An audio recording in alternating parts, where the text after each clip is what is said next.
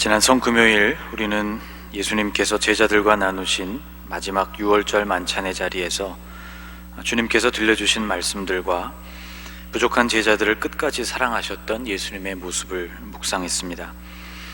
요한복음 14, 15, 16, 17장은 아마도 그 식사 자리에서 이루어진 또 다른 가르침이 아니었나 싶은데, 감람산 겟세마네로 가시기 전까지 제자들과 나눈 말씀으로 보이는 이 본문들은 다른 복음서에는 들어있지를 않고 오직 요한복음에서만 만날 수 있는 특별한 본문입니다.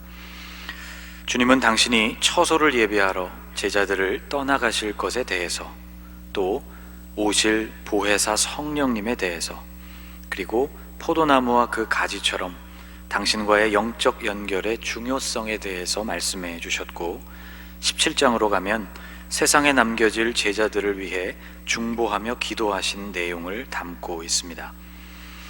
그날 저녁 예수님은 당신이 이제 곧 제자들을 떠나실 것을 말씀하셨죠.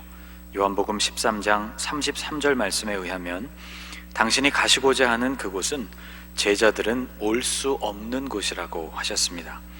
당신의 죽음을 미리 말씀하신 것이죠. 공생의 후반부에 예수님은 당신이 세상을 떠나시게 될 것이라는 것을 꽤나 여러 차례 제자들에게 말씀하셨습니다. 그러나 이런 말씀을 들을 때마다 제자들은 그 말씀을 이해하지 못했을 뿐만 아니라 받아들이려고도 하지 않았죠. 왜 그랬을까? 부름받은 제자들이었지만 이들의 생각 속에도 다른 유대인들과 똑같은 기대가 있었기 때문입니다. 예수께서 그리스도시라면 우선 이스라엘 나라를 회복시키실 것이라는 기대였죠. 그러니 예수님께서 세상을 떠나신다고 말씀하실 때마다 당황스러웠고 받아들이기 어려웠던 것입니다. 예수님은 요한복음 14장에서 당신의 죽음을 통해 하늘의 거처를 완성하실 것에 대해서 말씀하셨고, 부활 이후에 제자들에게로 다시 돌아오신다고 말씀하셨습니다. 요한복음 14장 2절로 올라가 보면 이렇게 말씀하고 계시죠. 내 아버지 집에 거할 곳이 많도다. 그렇지 않으면 너희에게 일렀으리라. 내가 너희를 위하여 거처를 예비하러 가노니 가서 너희를 위하여 거처를 예비하면 내가 다시 와서 너희를 내게로 영접하여 나 있는 곳에 너희도 있게 하리라. 예수님은 당신이 가시는 그 길이 아버지께로 가는 길이라고 말씀하셨습니다. 이 말씀을 듣고 두려워진 빌립이 그 아버지를 보여달라고 간청했죠. 오늘 본문 8절에 있는 말씀인데요, 같이 한번 읽어보겠습니다. 빌립이 이르되 주여 아버지를 우리에게 보여주옵소서. 그리하면 족하겠나이다. 주님을 잃게 될 상황 앞에서 빌립은 하나님으로부터 오는 증거를 청했습니다. 예수님께서 자신들을 떠나가도 당신의 말씀과 같이 다시 돌아오신다는 것을 말로만이 아니라 확실한 증거로 볼 수 있게 해달라는 그런 요구였죠. 보이는 세계에 의존해 있는 우리 인간은 보이는 증거들을 통해서 안심하고 싶은 욕구에 늘 사로잡혀 살아갑니다. 지금 전 세계가 두려워하고 있는 이유는 우리 생명을 위협하고 있는 바이러스가 눈에 보이지 않기 때문입니다. 이 사태가 발생한 직후 공항에는 물안경을 쓴 채 입국 심사대를 통과하는 이들도 있었고, 오토바이 헬멧을 그대로 쓴 채 비행기에 오르는 이들도 있었죠. 이상한 모습임에 틀림없었지만 아무도 웃을 수 없었습니다. 보이지 않는 바이러스로부터 자신을 보호해야 했기 때문이죠. 보이지 않는 바이러스로부터 스스로를 보호하기 위해 무엇이든 눈에 보이는 조치를 해야 했다는 것은 참 의미심장합니다. 그러니 예수님을 잃게 될 위기 앞에서 보이는 증거를 달라고 요구한 빌립의 요구는 어쩌면 자연스러운 요구였는지도 모르겠습니다. 예수님은 당신과 함께 3년이나 지냈던 빌립이 아버지를 보여달라고 요청한 것을 매우 안타까워하셨습니다. 9절 말씀입니다. 예수께서 이르시되 빌립아, 내가 이렇게 오래 너희와 함께 있으되 내가 나를 알지 못하느냐? 나를 본 자는 아버지를 보았거늘 어찌하여 아버지를 보이라 하느냐? 나를 본 자는 아버지를 보았거늘. 이 구절은 서기관들이나 바리새인들에게는 항상 걸림돌이 되었던 말씀입니다. 예수님께서 하나님을 아버지로 고백하실 때마다 그들은 어찌할 바를 몰랐고 신성모독을 행하고 있는 예수를 당장 죽이고 싶어 했죠. 그러나 예수님은 실제로 하나님과 하나이셨습니다. 과학과 논리의 세계에서 살아가고 있는 우리의 이성으로는 이것을 온전히 이해한다는 것이 불가능한 일처럼 보이지만 예수님은 아버지 안에 계셨고 아버지는 예수님 안에 계셨습니다. 10절입니다. 내가 아버지 안에 거하고 아버지는 내 안에 계신 것을 내가 믿지 아니하느냐. 내가 너희에게 이르는 말은 스스로 하는 것이 아니라 아버지께서 내 안에 계셔서 그의 일을 하시는 것이라. 이 말씀은 예수께서 들려주신 그 모든 말씀들이 그 안에 계신 하나님으로부터 나온 것이요, 또 예수님이 행하신 모든 일도 그 속에 계신 하나님으로부터 나온 것이라는 뜻입니다. 당신과 하나님이 하나라는 말씀이었죠. 예수님은 당신이 행하신 모든 일들이 아버지께서 당신 안에 계시고 당신이 아버지 안에 계시기 때문에 가능했다고 말씀하셨습니다. 11절 말씀을 보면 예수님께서 행하셨다고 말씀하신 그 모든 일, 곧 주님이 행하신 이적과 기사, 백성들을 가르치신 일, 그리고 사람을 대하실 때 보여주신 모든 태도와 말씀이 하나님이 그 안에 계시지 않고는 할 수 없는 것들이었다는 것을 말씀해 주고 있습니다. 예수님을 통해 나타난 모든 일은 하나님께서 예수님 안에 살아계시다는 증거였죠. 예수님께서 이런 말씀을 여러 번 오늘 본문에서 강조하고 있는 이유가 있습니다. 하나님과 예수님의 하나된 관계가 이렇게 놀라운 일을 가능하게 해준 것처럼 예수님도 당신의 제자들과의 하나된 관계를 통해서 같은 일들이 일어나기를 기대하고 계셨기 때문입니다. 12절에서 예수님은 굉장한 말씀을 들려주셨습니다. 12절을 같이 한번 읽어보겠습니다. 내가 진실로 진실로 너희에게 이르노니 나를 믿는 자는 내가 하는 일을 그도 할 것이요 또한 그보다 큰 일도 하리니 이는 내가 아버지께로 감이라. 아멘. 예수님이 하신 일을 우리도 하게 되고 그보다 큰 일도 하게 된다니 쉽게 믿어지지 않는 참으로 놀라운 말씀입니다. 그러나 예수님의 이 말씀은 우리가 듣기 좋으라고 그냥 해주신 말씀이 아닙니다. 예수님과 우리가 하나가 될 때 실제로 일어나게 될 일이죠. 13절 이하로 내려가면 또다시 우리는 놀라게 됩니다. 너희가 내 이름으로 무엇을 구하든지 내가 행하리니 이는 아버지로 하여금 아들로 말미암아 영광을 받으시게 하려 함이라. 내 이름으로 무엇이든지 내게 구하면 내가 행하리라. 예수님은 당신의 이름으로 구하시는 것을, 구하는 것을 행해 주시겠다고, 무엇을 구하든지 행하시겠다고 말씀하셨습니다.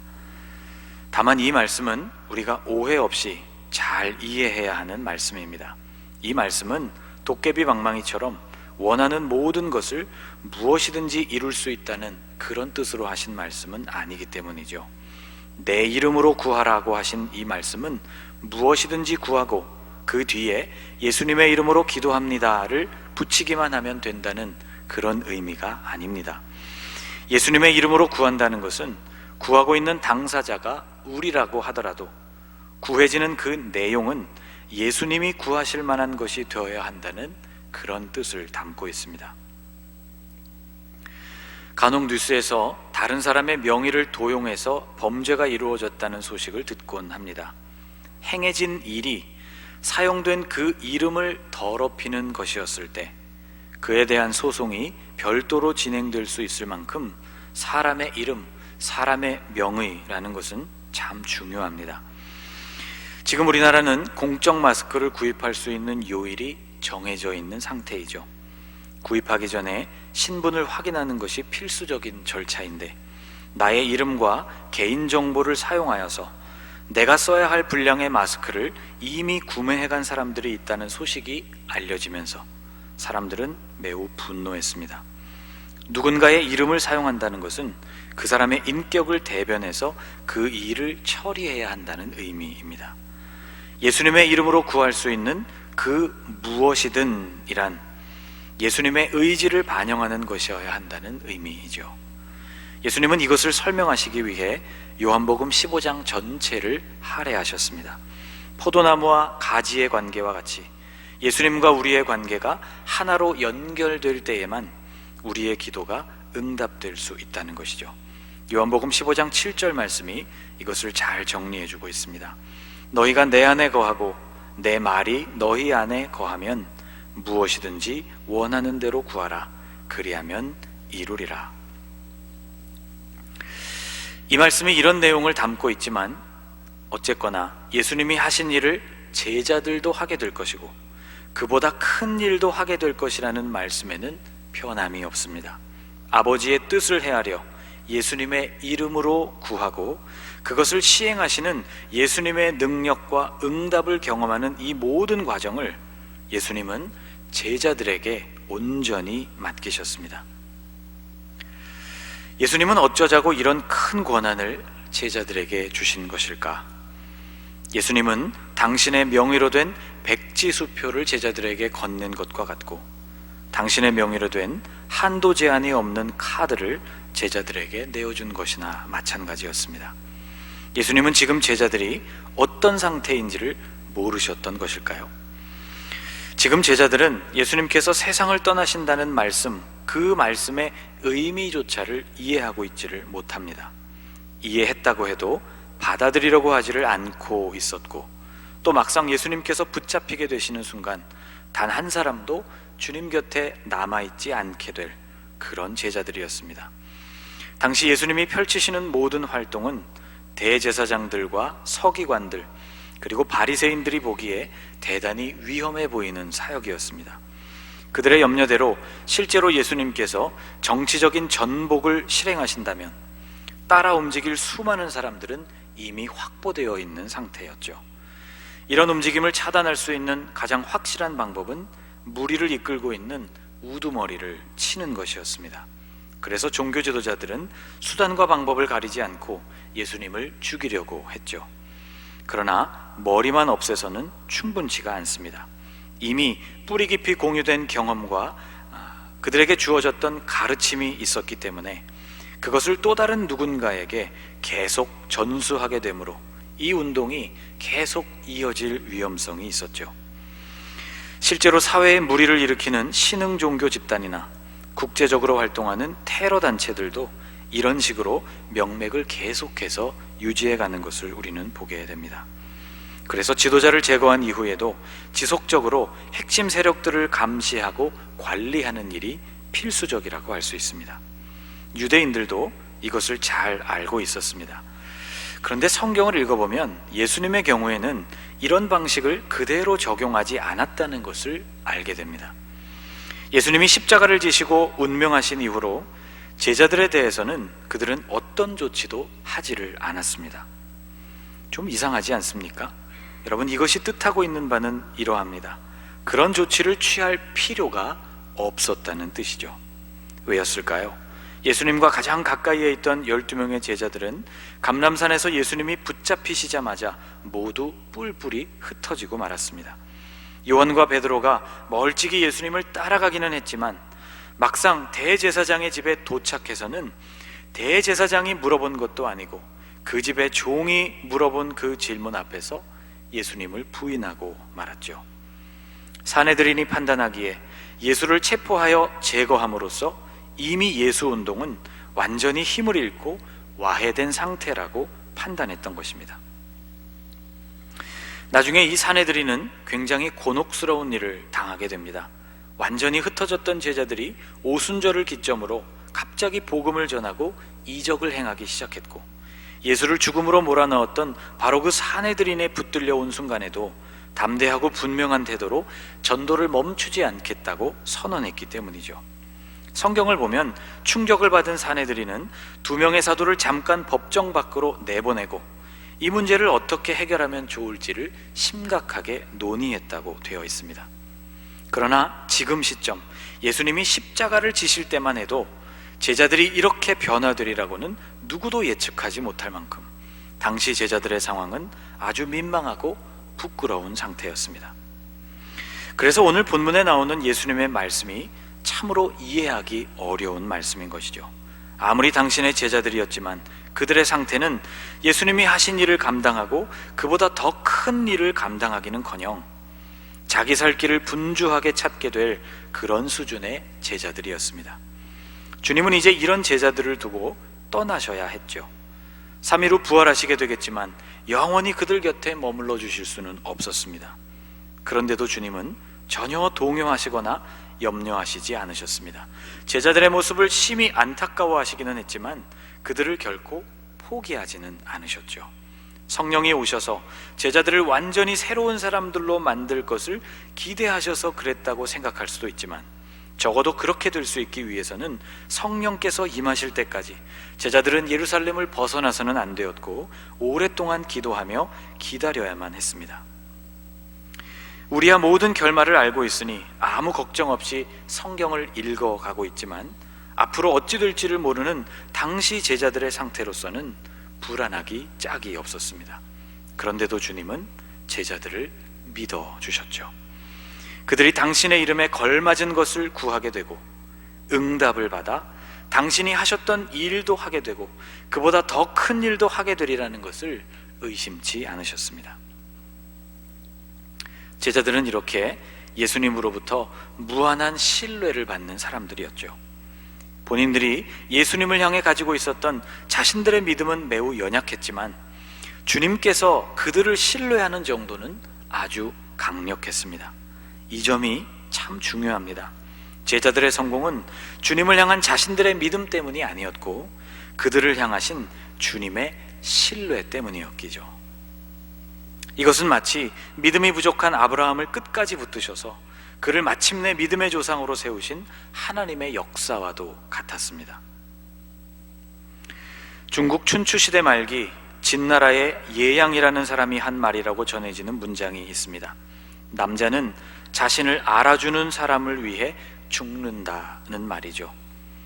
사람을 신뢰한다는 것은, 누군가를 알아준다는 것은 굉장한 힘을 냅니다. 사람이 사람을 믿어주어도 대단한 일을 할 수 있다면 사람이 전능자를 믿을 때, 아니 그 전능하신 분이 사람을 믿어주실 때 얼마나 놀라운 일이 일어나겠습니까?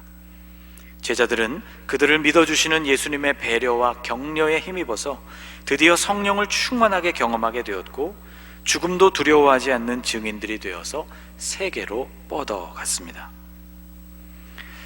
사도 바울은 고린도전서 13장에서 사랑의 본질을 설명하면서 사랑은 모든 것을 믿고 바라는 것이라고 설명했습니다.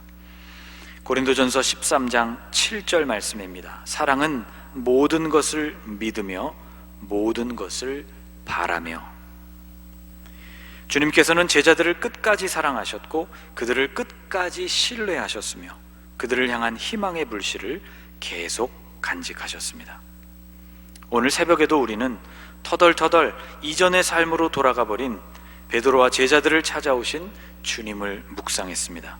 주님은 그들을 위해 친히 아침 식사를 준비해 주셨고 주님의 사랑을 그들에게 또 한 번 부어주셨습니다.